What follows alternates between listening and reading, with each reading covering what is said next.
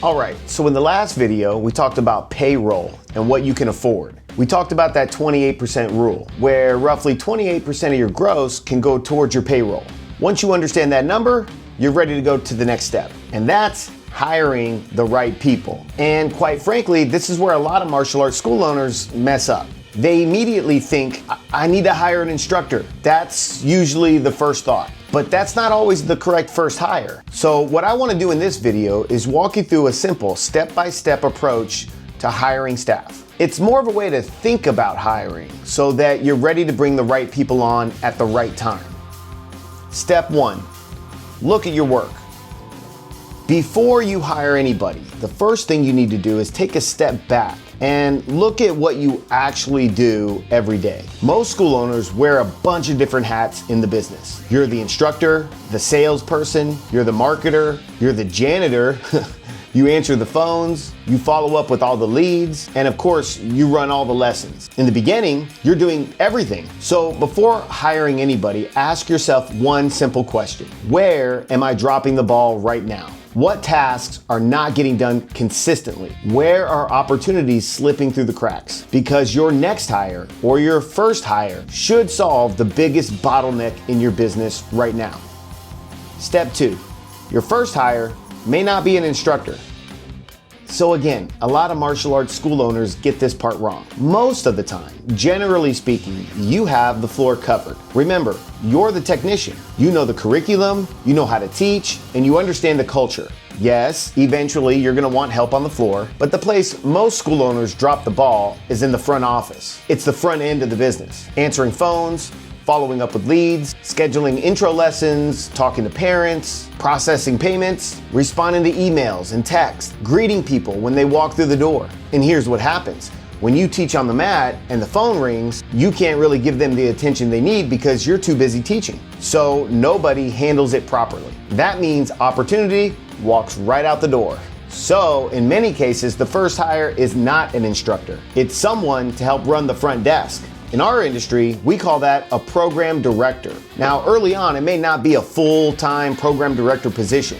Not yet. It might just be a front office assistant. What you need is someone who can answer the phones, schedule intro lessons, follow up with leads, talk to parents, handle basic front office tasks, and take payments. That one hire alone can make a huge difference in your business because now the business side of your martial arts school is getting handled properly.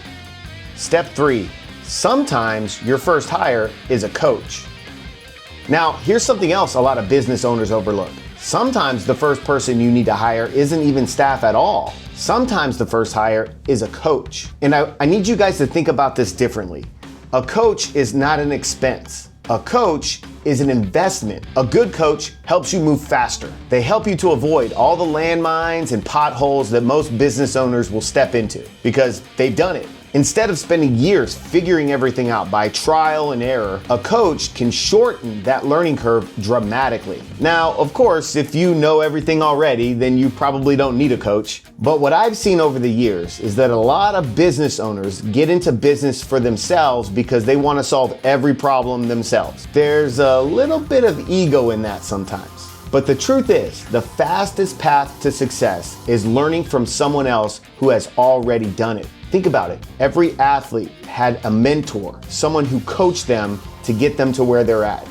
Why would it be any different in business? So if that's something you're interested in, I would be happy to help. Between myself and the team at the Martial Arts Industry Association, or MAIA, we work with school owners all the time, helping them grow their business. We help them build systems and avoid common mistakes that slow people down. Sometimes all it takes is a quick conversation to figure out where you're at and what the next step is.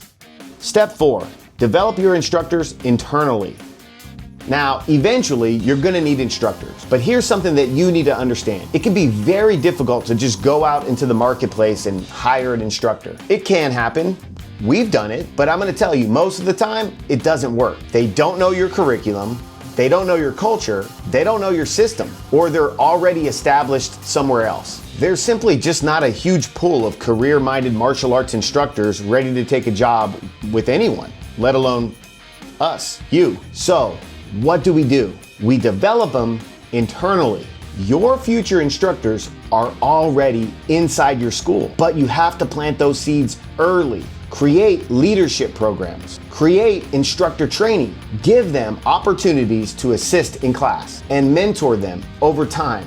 This is a long-term play, and I realize it may not solve your problem right now if you're needing help in your school right now. But if you start developing a pipeline now, it will become a game changer for your business in the future. Because now you'll always have instructors coming up through your pipeline who know your curriculum, they know your culture, they know your standards, and they see you as their mentor. This is by far the best way. Step 5, always hire for character first. One final thing about hiring. Skills can be taught. Character can't. When you bring people into your business, you're trusting them with your students, with your parents, and with your brand. So you gotta make sure that you hire people who are reliable, positive, coachable, hardworking, and who are generally good with people, especially kids. Remember, you can always train someone to teach a class, but you can't train someone to care. Closing. So when we talk about hiring the right people, remember the process. Step 1, look at where you're dropping the ball. Step 2, fix the biggest bottleneck in your business. Step 3, understand that sometimes your first hire is a front desk person or even a coach. Step 4, build a long-term pipeline for instructors in your school. And 5, always hire character first. If you do those things, you're gonna help build a team that's gonna help your school grow, not create more problems. So in the next video, we're gonna talk about the next step after hiring people, which is how to train them. Because bringing someone into your business is only the first step. What really matters is how you train them to succeed. If you have any questions or want some advice, feel free to reach out. I'll see you guys in the next video.